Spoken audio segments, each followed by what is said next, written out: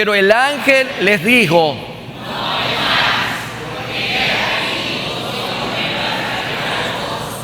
que será para todo el pueblo, que os ha nacido hoy en la ciudad de David un Salvador, que es Cristo el Señor. En base a esta lectura, hoy vamos a dar inicio por 3 domingos consecutivos a una serie que se titula Noticias que transforman vidas. Noticias que transforman vida es el tema de la serie. Y el primer tema que vamos a ver en esta mañana se titula Noticias recibidas del cielo. Imagínense, ¿de dónde vienen las noticias que vamos a recibir? Vienen desde el mismo cielo. Vamos a hablar entonces en esta mañana acerca de esas noticias recibidas del cielo.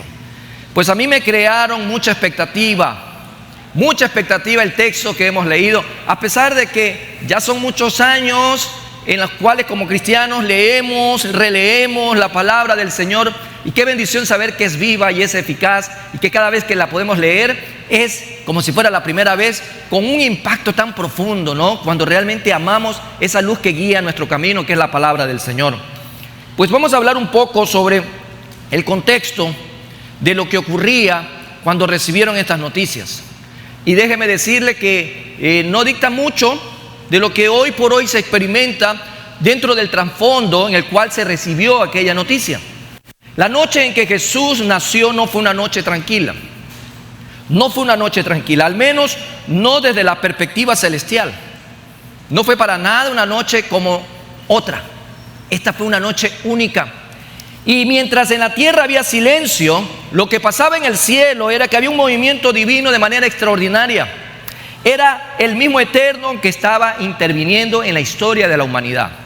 Recuerde que el Señor lo que hizo fue partir la historia de la humanidad, y la partió en dos: un antes y un después de Cristo Jesús. Qué hermoso es saber de que nuestro Señor pudo partir la historia del hombre.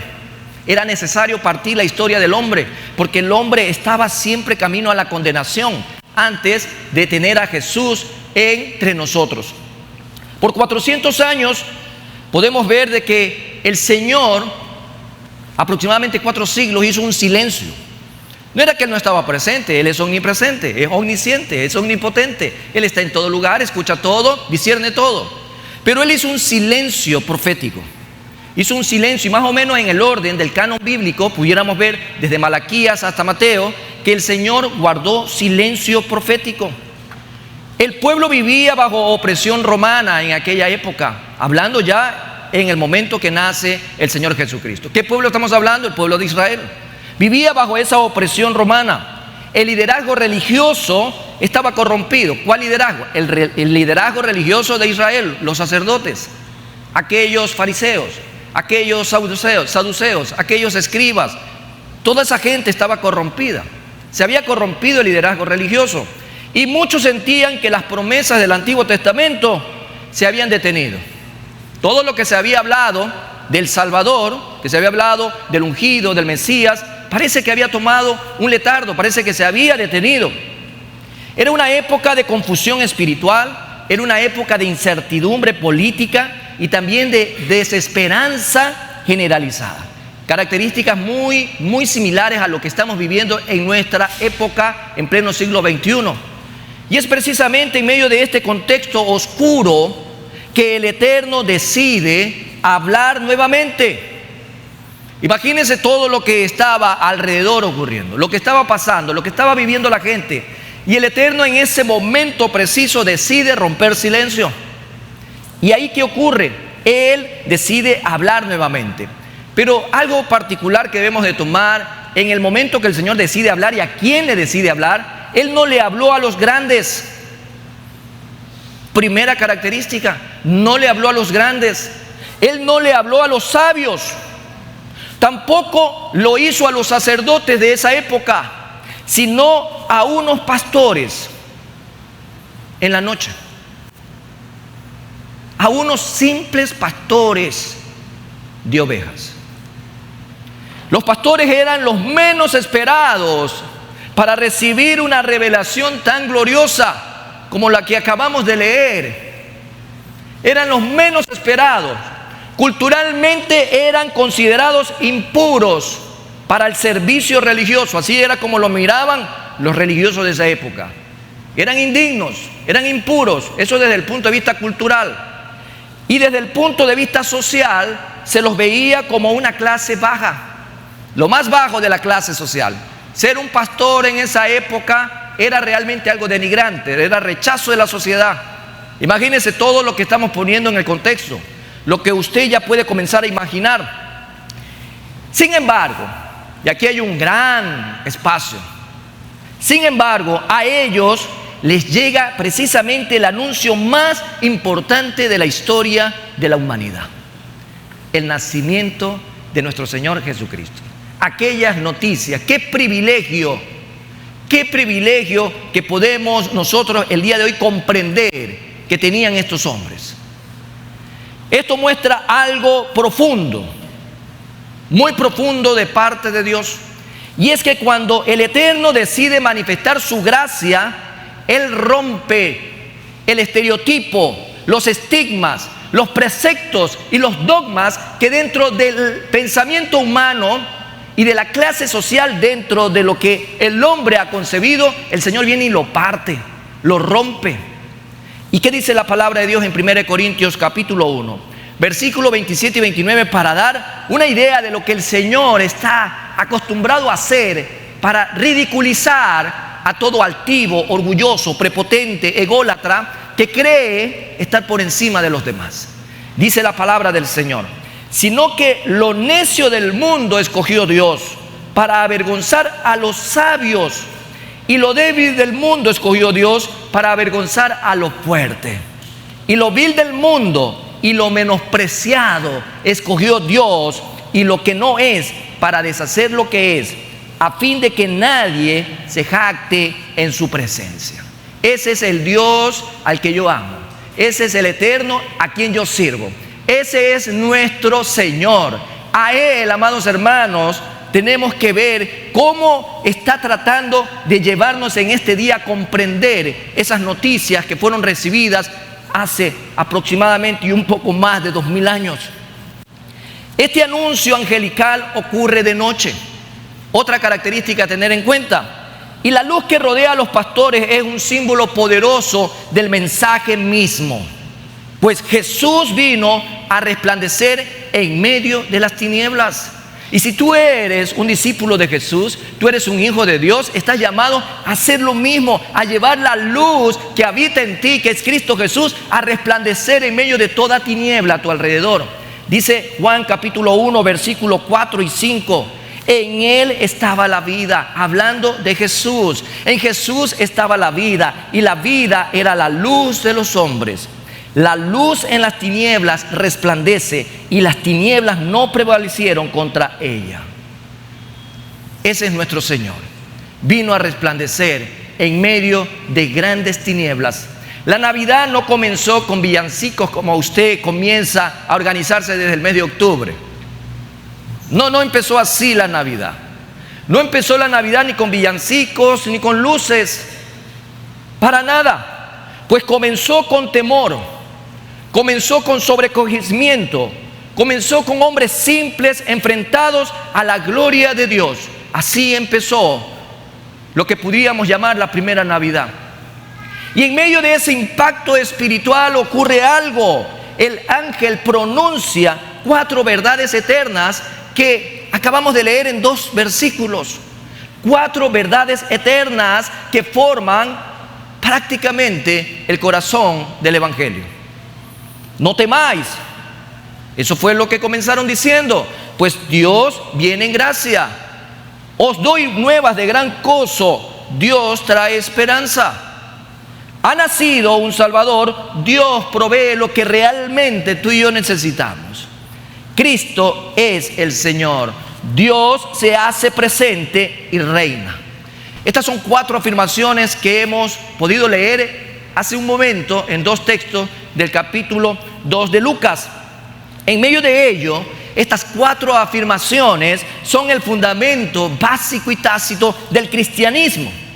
y van a ser la estructura y el eje del sermón que hoy compartimos en nuestra serie. A la gente le gusta compartir malas noticias por lo general, le gusta compartir chismes, le gusta compartir cuentos. Hoy tenemos que dejar todo eso atrás para compartir noticias que transforman vidas. Tu vida y la mía han sido transformadas por el poder de esta palabra. En el nombre de Jesús lo tenemos que creer. Entonces, ¿qué afirman estas noticias recibidas del cielo? ¿Qué afirman? Vamos a ver entonces lo primero que nos afirman estas noticias recibidas del cielo. Estas noticias disipan el temor. Son noticias que disipan el temor. En ese sentido, lo dice el texto: no temáis. Dice la palabra en el versículo 10, en la primera parte: pero el ángel les dijo, no temáis. Esas noticias llegan con esta premisa de disipar el temor. Temor, amados hermanos. El ser humano vive dominado por el miedo. Así de sencillo. El ser humano naturalmente vive dominado por el miedo. Una vez que conoce del miedo, una vez que aprende del miedo, el miedo lo domina. Dice Génesis capítulo 3, versículo 10. Vamos al inicio. ¿Qué ocurrió allá en el Génesis? Veamos. Y él respondió. ¿Quién estaba hablando en ese momento? Ese primer hombre llamado Adán. Y dice: oí tu voz en el huerto y tuve miedo. Oí tu voz en el huerto y tuve miedo, porque estaba desnudo y me escondí. El efecto en este primer acto de desobediencia fue el miedo. El pecado trae como consecuencia temor, trae miedo. Dice Hebreos capítulo 2, versículo 15: y librar a todos los que por el temor de la muerte estaban durante toda la vida sujetos a servidumbre. Hablamos entonces, en medio de todo esto, que el temor es a quien esclaviza. El temor a la muerte esclaviza a toda persona. ¿O usted no le tiene miedo a la muerte? Hay que reconocer que como seres humanos tenemos esa predisposición de tener miedo. Hoy tenemos miedo al futuro. Muchos ya ven el 2026 como algo desconocido, algo que pueda pasar. Hay mucha gente que no le gusta la transición del 31 al primero, del 31 de diciembre al 1 de enero. Se llenan y se embargan de un temor, de un miedo. Mucha gente le teme al futuro. Otros le temen a la economía, al reseteo económico en el mundo. Muchos tienen miedo precisamente al comportamiento de la economía. Muchos también tienen miedo a la salud. Muchos tienen miedo incluso al desarrollo de sus propios hijos. Muchos tienen miedo al fracaso. Otros tienen miedo a ser rechazados. Y así sucesivamente podemos seguir hablando de las cosas a las cuales el ser humano le tiene miedo. La gloria de Dios revela nuestra insuficiencia. Así es como los pastores en ese momento temen, porque la gloria divina expone nuestra condición, amados hermanos, nuestra condición humana, pecaminosa. En Isaías 6, solo para relatar y recordar un poco aquel momento cuando Isaías fue llamado y tuvo una visión. Isaías reconocía y dice: estoy muerto porque tengo labios inmundos y estoy rodeado de gente con labios inmundos. Al estar frente a Dios, normalmente, amados hermanos, es lo que nuestra naturaleza va a llevarnos a identificar. El Evangelio, en cambio, comienza mostrando quién es Dios y quiénes somos nosotros. El mandato divino es consolador. El mandato divino no es condenatorio. El ángel no dice apártense. El ángel comienza diciendo: no temáis.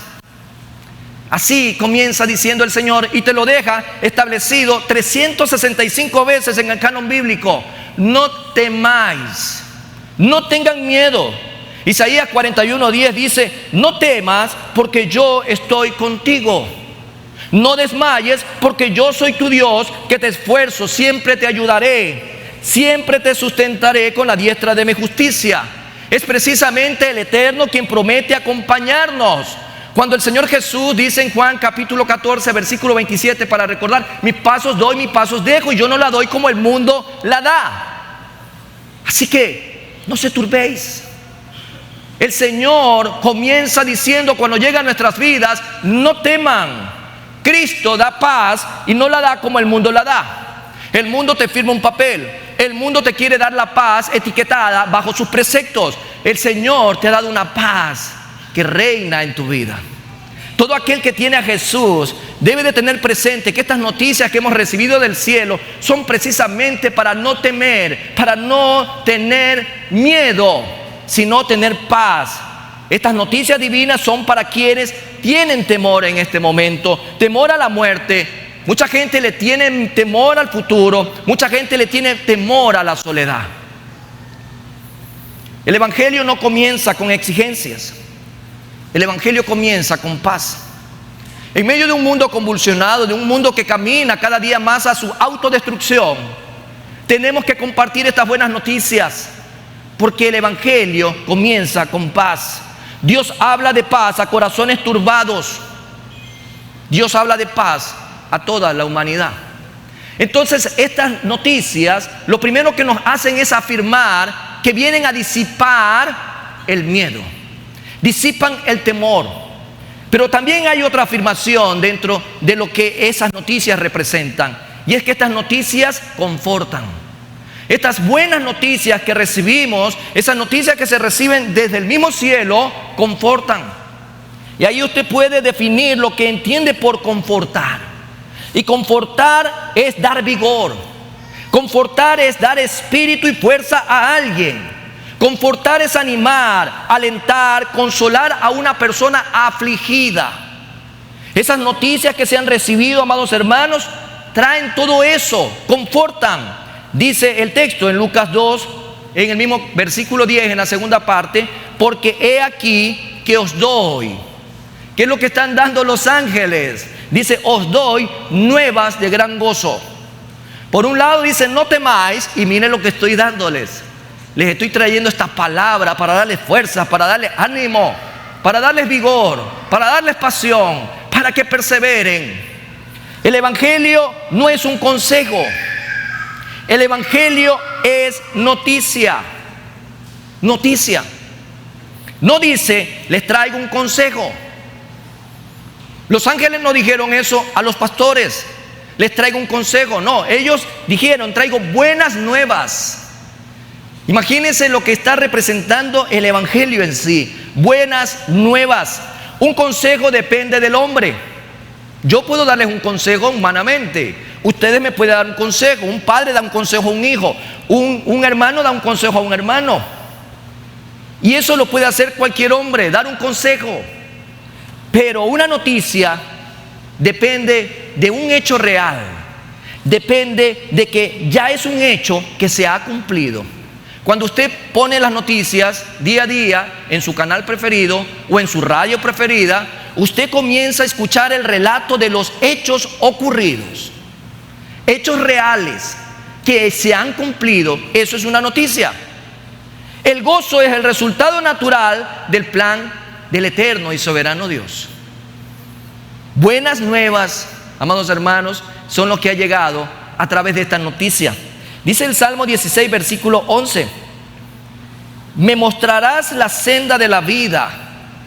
Imagínense lo que el salmista David comienza, inspirado por el Espíritu Santo, a manifestar en ese momento.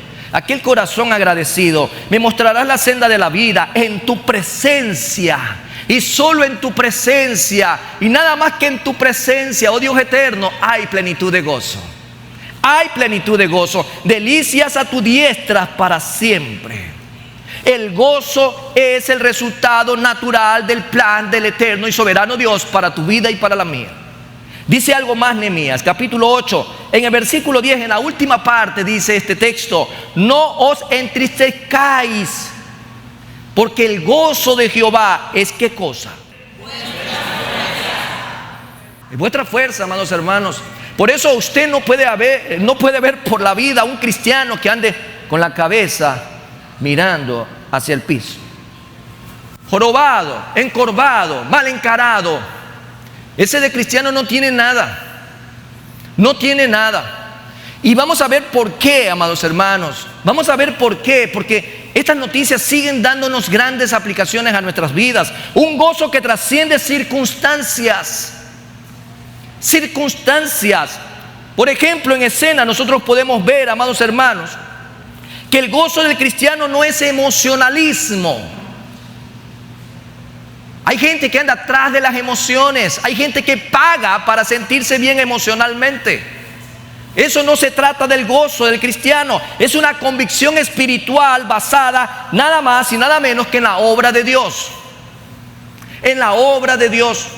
¿Y por qué me refiero a esto? Porque el gozo trasciende las circunstancias. Pongamos en escena a María y a José. ¿Qué tenía María y José, amados hermanos? A usted que le gusta observar mucho la vida de las personas, ¿qué tenía María y José? Pregúntese. Ni siquiera tenían un lugar donde poder, acuérdese, ¿no? Aquella barriga bien grandecita ya, todo lo que había ocurrido previamente, se tuvieron que mover para un censo, no había ni siquiera posada para ellos. Acuérdese que la realidad es que el Señor Jesús no nació, ¿sí?, en ninguna maternidad 5 estrellas, no nació en la cama lujosa de su casa, nació en un lugar que era un espacio para que los animalitos comieran. Entonces María y José vivían en pobreza. ¿De dónde era María y José? Acuérdese, ellos no venían de la capital, ¿no? Apenas para María había lo que podríamos decir un pequeño asno, y José iba caminando jalando la mula. Entonces ellos eran pobres. Los pastores en aquella época vivían en aflicción por la cultura y por la sociedad. Tú veías ahí un pastor y lo rechazabas, lo humillaban. Ellos vivían en aflicción. Israel, ¿qué condición vivía en esa época Israel? Oprimido. Por un lado por los romanos y por otro lado por los religiosos. Era doblemente oprimido, tanto por el pueblo enemigo, por decirlo así, como también por su propia gente. Y eso que hay que sumar a los publicanos también. Entonces ellos, podemos darnos cuenta que estaban bajo condiciones difíciles. Pero el anuncio que traen los ángeles es gozo. Y este gozo no es por las circunstancias, sino por la persona que ha venido, por la persona que ha llegado, por la persona que ha nacido. Es un gozo para todos, para todo el pueblo. El evangelio es poder para salvación a todo aquel que cree. Todas las naciones serán parte del gozo eterno. Todo aquel que profesa a Jesucristo, todo aquel que tiene a Jesús en su vida como el Señor y Salvador, amados hermanos, debe de vivir en gozo. Estas noticias también nos recuerdan que Dios trae gozo donde el mundo solo ofrece entretenimiento y emociones. El gozo cristiano permanece aún cuando la vida se complica, aún en medio de la adversidad. En el mundo tendréis aflicciones, dijo el Señor Jesucristo, pero confiad, yo he vencido al mundo. Si Jesús está con nosotros, no importa lo que pase en el mundo, no importa quién gobierna este mundo, porque mayor es el que está en nosotros que el que está en el mundo. Si queremos realmente hablar de estas noticias recibidas, amados hermanos, tenemos que saber que estas noticias nos confortan. Por un lado disipa el temor, por otro lado nos conforta, pero hay una tercera afirmación. Estas noticias suplen nuestra mayor necesidad. Suplen nuestra mayor necesidad. Yo no quiero que usted se comience a acordar que le debe al vecino, que debe en la tienda, que hay que pagar la matrícula mañana del colegio, que no he pagado la letra del carro, que no hay para el pavo en esta Navidad. Yo no quiero que usted se comience a pensar en eso. La mayor necesidad tuya y mía y de toda la humanidad es almática. Estas noticias, amados hermanos, suplen nuestra mayor necesidad. Dice el versículo 11 de Lucas 2, en su primera parte, que os ha nacido hoy en la ciudad de David un Salvador. Un Salvador. Qué hermoso es lo que recuerda estas noticias. Ha nacido un Salvador. Necesitamos un Salvador, no simplemente un maestro. Necesitamos un Salvador. Bueno, recordemos un poco por qué necesitamos un Salvador. Porque a la gente se le olvida en estas fechas. Dice Romanos 3:23, y creo que eso de memoria usted lo recita: por cuanto todos pecaron, ¿qué dice ahí la palabra? Aunque no le guste a usted decirlo, pero esa es la palabra de Dios. Están destituidos de la gloria de Dios. Así usted ve a un niño Herbert, ojos azules, rubio, más o menos como cuando nací hace algunos años. Ese niño también está condenado si un día no decide, ya en plena razón de uso de su capacidad mental, recibir a Jesús reconociendo su pecado. Entonces, la palabra es clara: todos pecaron. Hay una necesidad clara ahí. Necesito un Salvador. Dice también Romanos 6:23 en la primera parte: porque la paga del pecado es muerte. Entonces vemos acá lo que el apóstol Pablo le está refiriendo en esta carta a la iglesia en Roma. Todos están destituidos de la gloria de Dios porque pecaron. Pero también nos hace ver que la paga del pecado es muerte. Y no se trata, amados hermanos, de pensar que mañana más tarde se refiere a esta muerte física, a esa primera separación. Y bueno, y ahí quedó todo, y bueno, ya colorín colorado, el cuento se ha acabado. No. Esto está hablando de una muerte, amados hermanos, que tiene que ver con la eternidad. Esa segunda muerte, la muerte espiritual. Efesios capítulo 2, en el versículo 1 dice también: cuando estabais muertos en vuestros delitos y pecados. Por lo tanto, ¿cuál es, en pocas palabras, nuestra mayor necesidad espiritual? La mayor necesidad que tiene esta humanidad es espiritual. Si nuestra necesidad hubiera sido económica, ¿qué hubiese hecho el eterno y soberano Dios, que todo lo sabe perfectamente? Te hubiese entonces enviado un administrador, pues un experto en finanzas, alguien que te enseña administración financiera, y todo se hubiese solucionado. Pues nosotros sabemos que el problema entonces de la humanidad no es económico. Si el problema hubiera sido político, entonces Dios te hubiese enviado un analista político o te hubiese enviado un politólogo para solucionarte los problemas. Pero nosotros sabemos que tampoco el problema es político, ni tampoco social. Pero nuestra necesidad, amados hermanos, sabemos que no la puede solucionar el dinero ni la política, ningún filósofo. Nuestra necesidad es espiritual. Y por eso los ángeles le comparten a los pastores esta excelente noticia que viene desde el mismo cielo, y es darnos a conocer realmente que necesitamos un Salvador. Necesitamos un Salvador. Un Salvador que vino a rescatar del pecado y de la condenación. Porque hacia allá derechito íbamos si en un momento de la vida no hubiésemos recibido a Jesucristo como el Señor y Salvador de nuestras vidas. Así que recuerde que el Salvador vino a rescatarnos. El mismo Leví, el mismo Mateo dijo en este primer capítulo: Él salvará a su pueblo de sus pecados. Jesús es ahí el verdadero Cordero de Dios que quita el pecado del mundo. Eso es lo que vino a hacer Jesús. Tito capítulo 3 versículo 5 dice lo siguiente: nos salvó no por obras de justicia que hubiéramos hecho, sino por su misericordia, por el lavamiento de la regeneración y por la renovación en el Espíritu Santo. Necesitábamos un Salvador. Dice también Efesios 1:7: en quien tenemos redención por su sangre. O sea, amados hermanos, hemos recibido el pago de nuestra culpa, el perdón de pecados según la riqueza de su gracia. Hermoso. Estas son noticias que valen la pena compartir con toda persona a nuestro alrededor, que hoy vive engañada, que hoy vive sin esperanza, que hoy vive frustrada, que hoy vive enferma.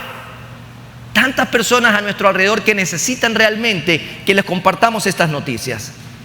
El misterio glorioso es ver que Dios se hace hombre. Dios toma forma de hombre. La encarnación es el milagro más grande del Evangelio, de aquellas noticias. Recuerde lo que dice Juan 1:14: y el Verbo se hizo carne. ¿Y qué más? Y habitó entre nosotros. y vimos su gloria, gloria como del unigénito, llena de ¿qué? De gracia y verdad. Qué hermoso es saber que el Verbo se hizo carne, se humilló hasta la muerte de cruz. El pesebre apunta a la cruz, amados hermanos. Es el pesebre que está mirando derechito a la cruz. Es ahí donde usted y yo llegamos a un punto de reflexión. No podemos entender la Navidad sin la Pascua. La Pascua, recuerde qué significa esta fiesta.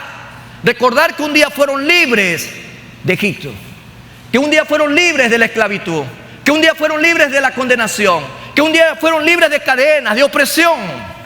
Eso es lo que Jesús vino a hacer como Salvador a nuestras vidas.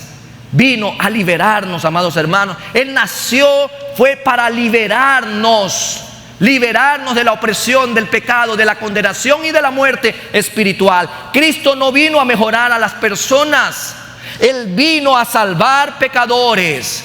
Si Cristo es Salvador, debe de ser recibido entonces mediante la fe. Y dice la palabra en Juan 1:12, mas a todos los que le recibieron. ¿Dónde están los que le recibieron? Si usted aún no le ha recibido, porque no escuché un así sea. Si usted aún no le ha recibido, mira lo que la palabra nos dice. Mas a todos los que le recibieron, a los que creen en su nombre, les dio potestad de ser hechos ¿qué? Hijos de Dios. Salga del estatus de creación, salga del estatus de criatura, salga del engaño de Satanás que le dice a todas las personas: todos somos hijos de Dios. Solo son hijos de Dios quienes han recibido a Jesús, que han creído en Él. Y eso es producto, primero, de una reflexión profunda, de reconocer nuestro pecado y saber de que no podemos salvarnos a nosotros mismos y necesitamos de ese Salvador. Por lo tanto, amados hermanos, lo que nos ha dicho la palabra también es que estas noticias suplen nuestra mayor necesidad. No temer, nos conforta. Hay esta manera de llenar nuestra mayor necesidad, que es espiritual. Y finalmente tenemos noticias que revelan quién reina sobre la vida. ¿Quién reina sobre la vida? Y encontramos quién es el que reina en nuestras vidas. Y es en el versículo 11, en la segunda parte de Lucas 2, que es Cristo el Señor.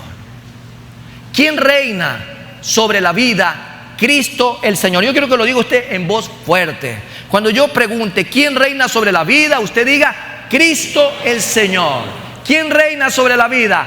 Cristo el Señor. Déjame decirte que Cristo es el Mesías prometido. A pesar del tiempo transcurrido y de mucho estar cerrado dogmáticamente en el pensamiento de los judíos, hay una comunidad de judíos mesiánicos en tremenda hoy por hoy, reconociendo a Jesús como el Mesías. Y ya no están esperando al Mesías por la primera vez, sino que están esperando al Mesías por segunda vez ya, y que pronto viene por su iglesia. Amén. Entonces vemos que Cristo no es un nombre. El nombre es Emmanuel, Immanuel, ese es el nombre, ¿sí? Jesús es por último el nombre, pero el título es Cristo, el ungido, el Mesías, el escogido para un trabajo especial de parte del Padre. Eso es lo que representa el título. Dice que está prometido, amados hermanos, desde el inicio, allá mismo, en ese lugar conocido como el Edén.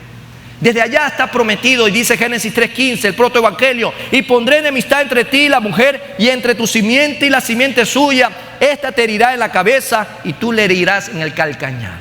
Es una promesa, amados hermanos, y se cumple muchos siglos después. E incluso el mismo profeta Isaías, 8 siglos antes aproximadamente, también nos habla del cumplimiento. Dice Isaías 7:14: por tanto, el Señor mismo dará señal. He aquí que la Virgen concebirá y dará a luz un hijo, y llamará su nombre Immanuel. ¿Qué significa Immanuel? Los niños de la escuela bíblica siempre dicen: ¿qué significa Immanuel? ¿Usted lo sabe? No le escuché. ¿Cómo? No tenga miedo en decir quién es Immanuel. Dígalo con convicción, Dios con nosotros. ¿Sí? Dios con nosotros. Por lo tanto, recuerde que ese mismo Dios con nosotros un día dijo, el Paracleto, ahora va a ser Dios en ustedes. Es el Espíritu Santo, el Espíritu de Cristo ahora morando también en nosotros. Vemos entonces que el cumplimiento también fue profetizado en Isaías, pero también en Miqueas, capítulo 5, versículo 2, que dice, pero tú, Belén Efrata, pequeña para estar, dice, entre las familias de Judá, de ti me saldrá el que será el Señor en Israel, y sus salidas son desde el principio, desde los días de la eternidad. Entonces vemos que Jesús no es un accidente en la historia. Jesús es el cumplimiento del plan de Dios para la humanidad. El Señor tiene plena divinidad y autoridad, y en el griego encontramos la palabra Kyrios, que es el mismo término usado también para referirse a Yahweh. Vemos entonces que está dando que este título que recibe Immanuel, el Mesías, que estaba prometido, era realmente la promesa que tú y yo necesitamos también en nuestras vidas verla cumplida. No solo nace, Jesús reina. Dice Colosenses 1, 16 y 17, porque en Él fueron creadas todas las cosas, las que hay en los cielos y las que hay en la tierra, visibles e invisibles. Dice, sean tronos, sean dominios, sean principados, sean potestades, todo fue creado por medio de Él y para Él. Estamos hablando del Señor Jesucristo. Versículo 17 dice, y Él es antes de todas las cosas, y todas las cosas en Él subsisten. Entonces el señorío de Cristo también necesita ver algo en nosotros.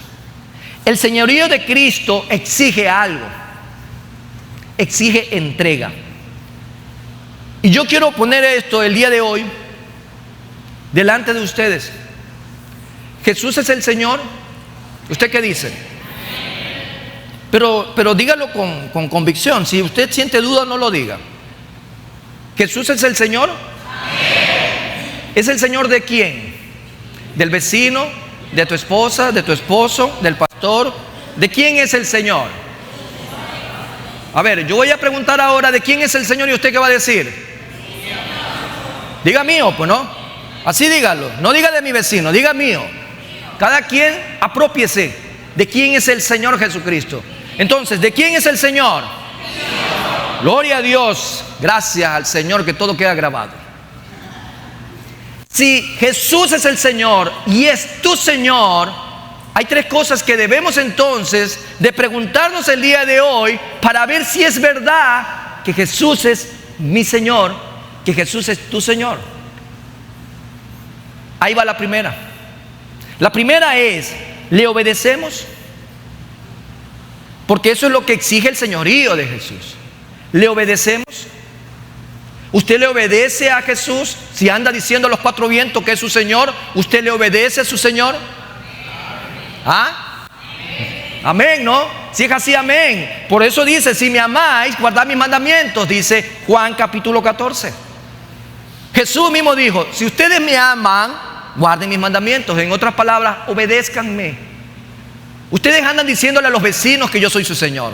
Usted le anda diciendo a su jefe que yo soy su Señor. Usted le anda diciendo a su esposo que yo soy su Señor. A sus hijos, a sus amigos del barrio. Le dice, yo soy su Señor. Entonces tenemos que obedecerle. Así de fácil. Entonces, si usted ha puesto ahorita un visto, vamos por buen camino. ¿Ya? El segundo, ¿le seguimos? Por un lado, el Señor exige que le obedezcamos. Por otro lado, dice, síganme.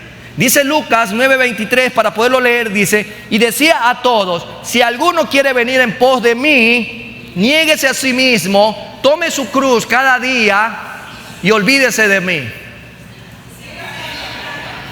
Dice ahí, sígame. Sígame. ¿Usted sigue a Jesús? Pero usted lo sigue así todo cómodo o lleva su cruz. Porque la palabra dice ahí, tome su cruz, no solo el domingo, porque la gente cree que esta es la cruz que lleva. Tome su cruz cada día, el lunes, el martes, el miércoles, todos los días de la semana, todos los días del mes, todos los días del año, todos los días mientras Dios te dé respiro y hálito de vida en esta tierra. Entonces, ¿seguimos a Jesús? Seguir al Maestro es hacer lo que el Maestro hace. ¿Qué hacía Jesús? Jesús perdonaba, Jesús consolaba, Jesús abrazaba, Jesús bendecía, Jesús oraba por los enfermos, Jesús enseñaba de aldea en aldea. Entonces, si usted le sigue, hay que ver si es verdad. Ahí van dos. Usted quiere hablar de Navidad, pues hay que hablar de la verdad. ¿Sí? Hay que hablar de la verdad. Eso es hablar de la Navidad. Y esto lo hablamos todos los días del año, no solamente en diciembre. Seguir a Jesús. Hay una tercera. Si usted ya aquí ahorita, la mayoría creo que tiene X, ¿no? Hay gente que ha puesto signo de interrogación, hay gente que está esperando llegar a casa para revisar sus apuntes y a ver si está siguiendo a Jesús. Vamos entonces a ver, la primera es obediencia y la otra es seguirle. Veamos una tercera, adorarle. Adorarle. Ay, pero si yo canto bonito, ¿no me han escuchado? Ese es otro problema. Si la gente no me escucha, qué pena. Yo canto bien, sí, unas canciones que me sé, unas alabanzas. Y creemos que eso es adorar al Señor. Veamos qué dice Filipenses capítulo 2, versículos 10 y 11. Dice la palabra, para que en el nombre de Jesús se doble toda rodilla de los que están en los cielos y en la tierra y debajo de la tierra, y toda lengua confiese que Jesucristo es el Señor, para la gloria de Dios Padre. Confesar a Jesucristo. Amados hermanos, todo lo que nosotros hagamos es adoración para el Padre. Cuando usted sirve en su casa, está adorando a Jesús. Cuando usted sirve en su trabajo, está adorando al Señor. Cuando usted sirve en su casa de oración, está alabando al Señor. Cuando incluso usted está lavando los platos, usted está alabando al Señor y adorándolo.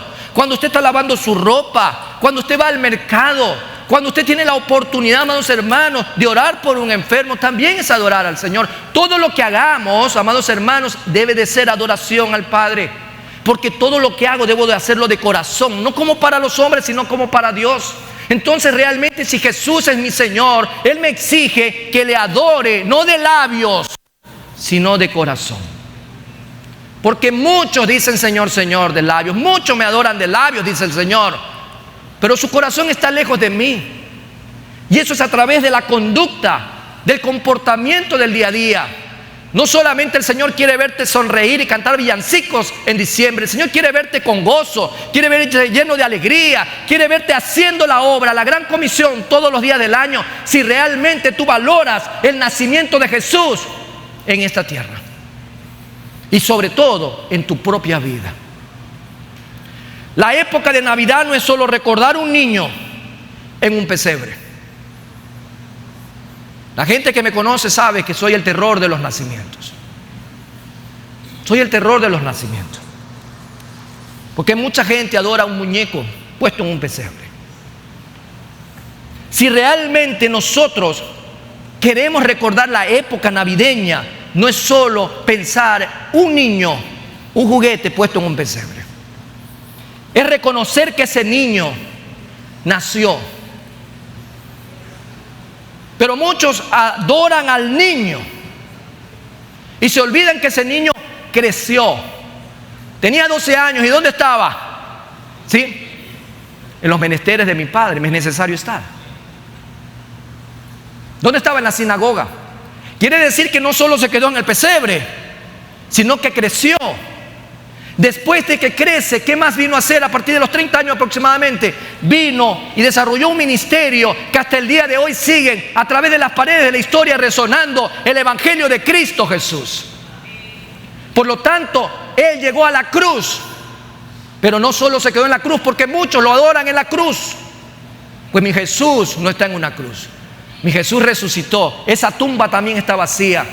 Entonces recordar la época de la Navidad es reconocer que Jesús nació, creció, murió y resucitó, y hoy está a la diestra de Dios Padre intercediendo por ti y por mí. Si queremos hablar de la Navidad, hagámoslo en verdad y hagámoslo bien. Las noticias compartidas en este día es el Evangelio de Jesucristo, y por eso tú y yo podemos decir que esas noticias recibidas traen gozo, que esas noticias que hemos recibido, amados hermanos, traen paz, traen gozo, traen salvación y sobre todo el señorío. Cristo es el Señor. Al final del día, mis amados hermanos y amigos, así como los pastores, oigamos el mensaje, creamos el mensaje, respondamos al mensaje y sobre todo proclamemos el mensaje a toda criatura. Noticias, amados hermanos, que transforman vidas. Vamos a cambiar de posición. La Primera Iglesia Bautista de Guayaquil te invita a formar parte de nuestra comunidad digital. Suscríbete a nuestro canal de YouTube y síguenos en nuestras redes sociales, donde encontrarás una variedad de contenido audiovisual, el cual será de gran impacto para tu vida espiritual. Y recuerda, en PIBG estás en casa.